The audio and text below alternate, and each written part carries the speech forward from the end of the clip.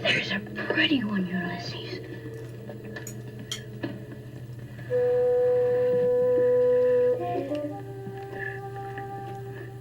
There it is. Hello BookTube, I'm Shawn the Book Maniac. Welcome back to my channel. Here I am with a review of a 1941 British novel, Tom Tiddler's Ground by Ursula Orange.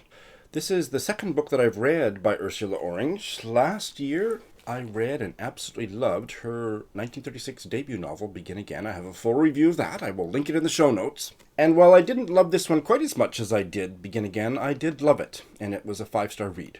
So I just have a few thoughts I'd like to share with you to coax you into giving it a try. Published in 1941 and set at the outbreak of World War II, where London families, mothers, teachers, and children, plans were being made to evacuate them to the countryside. And so that's the premise of the novel. Carolyn, the protagonist, Carolyn Cameron, is 6 years into, I think, to a marriage with an upwardly mobile, middle-class guy, John, and they have a small child. So they make arrangements, the mother and daughter, Carolyn and her young daughter, to go and stay with her old school friend that she never was all that close to and hasn't really had much contact with for years, Constance, in the countryside, in a small town in the countryside, the quiet village of Chesterford. And so she arrives and stays with Constance. And Constance couldn't be more opposite to the urbane, very witty Carolyn.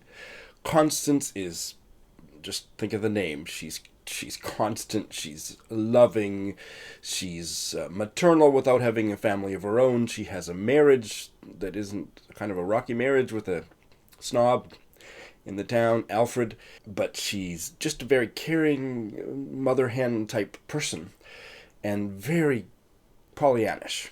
Carolyn, anything but. And so that is a great premise for a comic novel about a very serious time in 20th century history. It started out brilliantly. Ursula Orange just can create a scene and render what goes on in her characters' consciousnesses, and she does it by, after every line of dialogue, in brackets, she puts the true thoughts that the character's thinking, almost always in sharp contrast to what they've just said, and that was very effective. It's really funny. Carolyn is a larger-than-life, witty character. And then, by around the middle of the novel, the plot kind of went, "Ugh," and just weird stuff happened, and there's themes of motherhood, independence, marriage, adultery, deception, class, sexuality that are explored in playful ways, and the plot gets a little bit crazy in the middle, and I thought I was starting to sour on the novel. But that was just for a few chapters, and then the really strong finish, and I thought it was just heartwarming and witty, which is a rare combination. I will remember Carolyn for the rest of my days. I want to be her bestie. Ursula Orange had a short, tragic life.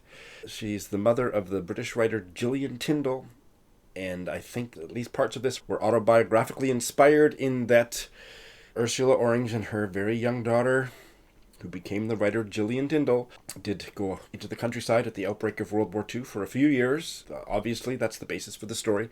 Whether all the other shenanigans that went on in this story happened to Ursula Orange, I don't know, but I'm dying to find out. But Ursula Orange is a very comic writer that always is tackling more serious subjects through the comic plots and hilarious characters that she puts into her stories.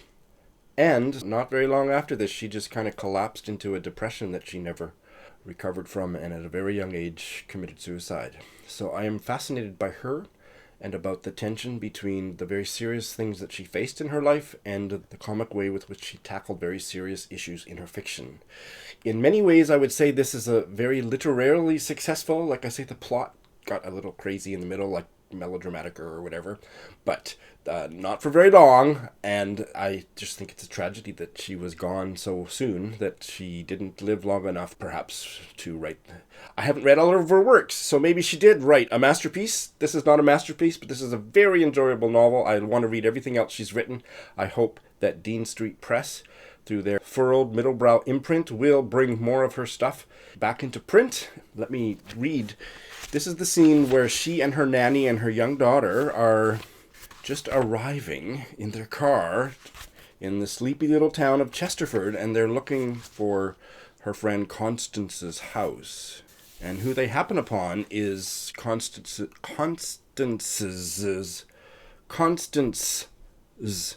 how do you say that? Constance's snobbish husband and a very young woman driving. They stop and ask for directions because they don't know how to find the house. And who do they stop? But her old friend's stuck-up husband, Alfred, Captain Smith. So just you can see what she does if you follow along on the transcript that I'm going to put up on the screen about the inner thoughts in parentheses, right? "Excuse me," said Carolyn, leaning out, "but can you tell me where a house called the Larches it is?" "The Larches?" Alfred was out of his seat in a minute and advancing with outstretched hand. "Have I the pleasure of meeting Mr. Cameron?" "Good God," said Carolyn, taken aback. "So are you Constance's husband by any chance? Or what?" "You might be. About 40. Not bad looking. I will say that for Constance. That slick, smart, take me for an ex-public schoolboy type. Eyes a bit close together." "Yes, I'm Captain Smith." Carolyn found her hand firmly taken and shaken. "And Constance and I are very pleased to welcome you to Chesterford." "But that isn't Constance," said Caroline, feebly indicating Lavinia. Alfred gave an easy laugh. "Oh, no, Constance is at home waiting for you. Or I hope she is, and not hanging round after that slum mother and her brat, curse them. This is Miss Lavinia Conway," he said, taking Lavinia in a proprietary way by the elbow to help her out of the car. "How do you do?" said Caroline, recovering herself. "Come on now, Caroline, you aren't gaining full marks in this highly social encounter. Shake hands prettily. Who is this girl? Good God, even I didn't put it on quite so thick at her age. Can't be Alfred's little bit, surely." Well, if and when you go on to read the novel, you will know that a whole bunch of strands of the plot are embedded right into that scene early in the novel. If that strikes your fancy, you must try Tom Tiddler's Ground by Ursula Orange. Thanks for watching.